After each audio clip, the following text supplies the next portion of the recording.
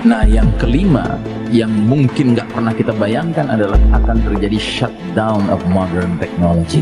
Teknologi modern ini berhenti aktif, Pak, berhenti beroperasi. Kayak besi itu nanti akan jadi lengket. Makanya instrumen-instrumen yang terbuat dari besi yang sedikit rumit nggak bisa dipakai lagi nanti. Contohnya sepeda, besi rantainya kan besi, gearnya besi, nggak bisa dipakai. Bedil, pelatuknya besi, pelurunya besi, nggak bisa dipakai. Tidakkah kita menyadari sekarang ketiga perkara itu sudah lengkap?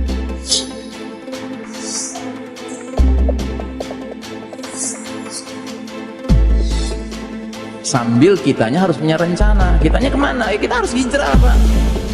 Kan Nabi dulu hijrah, ya kita juga harus hijrah, Pak. Nah, kira-kira kita hijrahnya kemana? Ya kita hijrah ke tempat pemimpin kita bakal muncul. Pemimpin kita siapa? Al-Mahdi, Amirul Mukminin di akhir zaman. Munculnya di mana? Senayan. Di mana munculnya Al-Mahdi? Di Mekah dia munculnya. Jadi idealnya kalau kita bisa, kita siap-siap hijrah ke Mekah. Idealnya. Kalau nggak bisa, kita hijrah ke Syam. Karena yang hijrah ke Mekah memang hanya as-sabiqunal awwalun, generasi awal saja dari pionir-pionir yang membayat Al-Mahdi. Tetapi yang kebanyakan umat Islam nanti akan hijrahnya ke Syam. Karena apa? Dari Mekah itu Al-Mahdi akan menuju ke Syam, karena di sanalah khilafah ala minhajin nubuwah akan tegak. Gitu. Kebanyakan umat Islam nanti hijrahnya ke Syam. Tetapi yang sedikit, yang awal-awal itu hijrahnya ke Mekah. Karena mereka ingin menjadi as-sabiqunal awwalun yang registrasi langsung kepada Al-Mahdi pada masa Al-Mahdi masih sepi pendukungnya. Baik, kemudian yang berikutnya, global famine, kelaparan mendunia terjadi. Makanya ada dalil mengisyaratkan kalau kalian sudah lihat bintang berekor di bulan Ramadan, simpan makanan sekuat kemampuanmu. Karena apa? Nanti akan terjadi kelaparan di mana-mana. Ya bayangkan, 40 hari 40 malam matahari bersinar karena tertutup oleh kabut asap tebal, maka tanah tidak bisa kena matahari. Tanaman, tumbuhan, pohon-pohonan nggak menghasilkan. Maka orang di mana-mana kelaparan. Dan yang mengerikan, kalau orang sudah kelaparan, terjadilah saling berbunuhan memperebutkan makanan. Nah, yang kelima yang mungkin nggak pernah kita bayangkan adalah akan terjadi shutdown of modern technology. Teknologi modern ini berhenti aktif, Pak, berhenti beroperasi.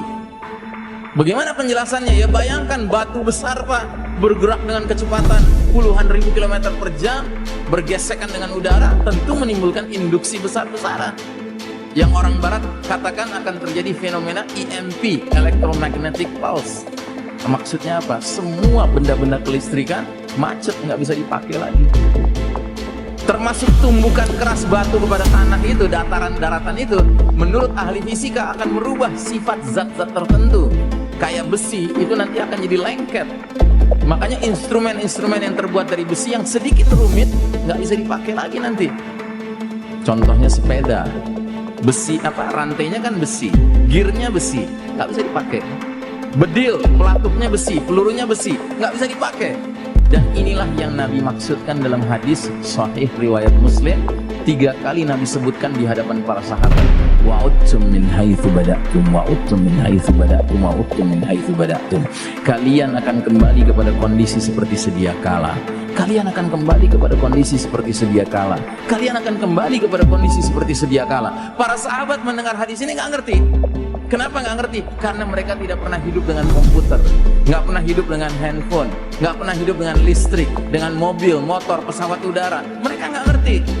Kita yang hidup di era teknologi canggih sekarang ini, membaca hadis ini bisa membayangkan, oh ini maknanya akan terjadi setback of civilization.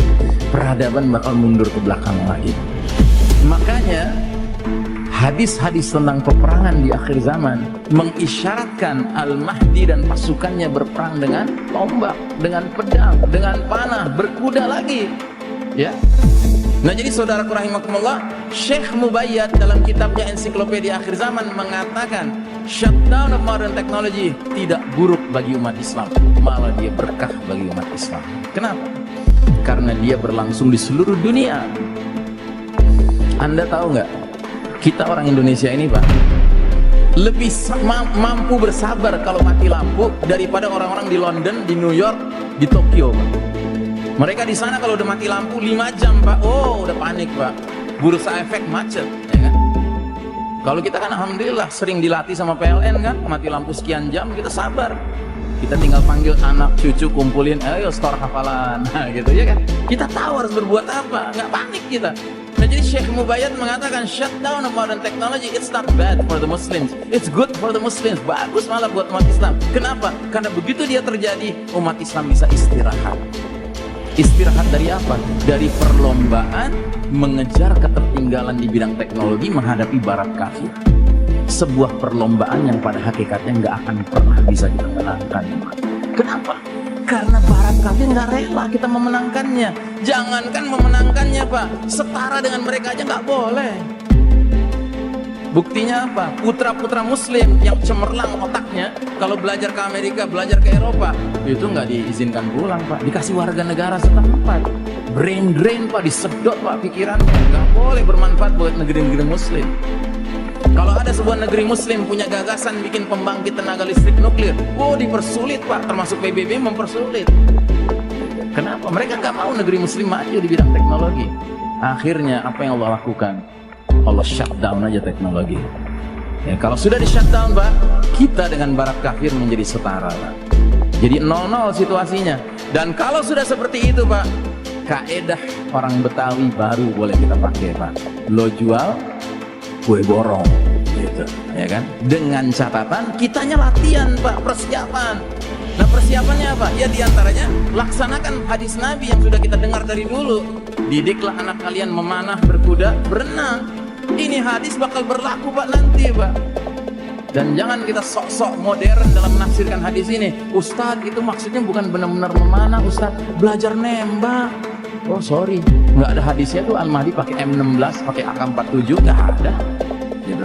Ustadz itu bukan benar-benar berkuda, Ustadz belajar bawa tank, belajar bawa jet, gitu kan? Nggak ada tuh hadisnya. Isa alaihissalam nanti turun naik Phantom, naik Stealth, gitu. Nggak diantar malaikat. Nah, jadi saudaraku rahimakumullah, ya. Inilah yang harus kita antisipasi dalam waktu dekat ini. Kita nggak tahu kapan waktu itu akan terjadi. Tapi kalau melihat perilaku manusia hari ini, Pak, tampaknya azab Allah is very close, sudah sangat dekat, Pak. Karenanya kita harus mempersiapkan diri dan keluarga kita, ya, untuk menghadapi situasi huru-hara akhir zaman yang di satu sisi mengandung banyak kesulitan-kesulitan, tapi di lain sisi bersamaan dengan kesulitan itu ada kebaikan, ada busyra, ada kabar gembira. Apa itu? Hadirnya pemimpin kita dan berpindahnya kita ke babak kelima, ya. Ini yang harus kita sadari, Pak, bahwa ajaran Islam adalah ajaran yang menginginkan kita ini optimis dengan kabar-kabar gembira, tapi nggak sampai menjadi lupa daratan. Kita harus ingat untuk dapat kabar gembira itu ada kesulitan-kesulitan yang harus kita hadapi. Dan jangan cuma ngeliat kesulitan-kesulitan sehingga kita jadi pesimis, padahal ada kabar gembira di balik kesulitan-kesulitan itu yang harusnya membuat kita optimis. Inna ma'al usri yusran, inna ma'al usri yusran. Bersama kesulitan ada kemudahan. Bukan sesudah kesulitan, Pak, ada kemudahan. Tidak. Bersama kesulitan ada kemudahan. Makanya ketika Nabi berbicara tentang kabar gembira Al-Mahdi, Nabi menggunakan kalimat ubasyirukum bil mahdi yub'atsu fi ummati. Ku kabarkan berita gembira akan datangnya diutusnya Al-Mahdi ke tengah umat ini. Saat apa? Saat perselisihan antar manusia menjadi-jadi. Saat gempa semakin sering, ya, dan Al-Mahdi akan memenuhi bumi secara merata dengan keadilan setelah bumi dipenuhi secara merata dengan kezaliman di babak keempat ini. Jadi saudaraku rahimakumullah, satu hadis ini ada kabar gembiranya, datang sang pemimpin, tetapi ada kabar yang mengerikan. Perselisihan antar manusia menjadi-jadi, gempa semakin banyak, dan kezaliman merata. Tidakkah kita menyadari sekarang ketiga perkara itu sudah lengkap?